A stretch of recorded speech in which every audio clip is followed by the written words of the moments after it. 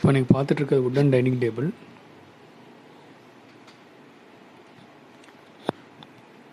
Size 5க்கு 3, 4 S bend சேரோடு வந்துடும். 9200 ரூபா.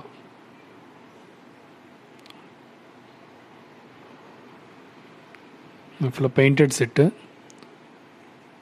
டைனிங் டேபிளோட டாப்பும் சேரோட டாப்பும் மைக்கா ஒட்டியிருப்பாங்க. சேர் வந்து S bend chair. Full and full painted polish இது.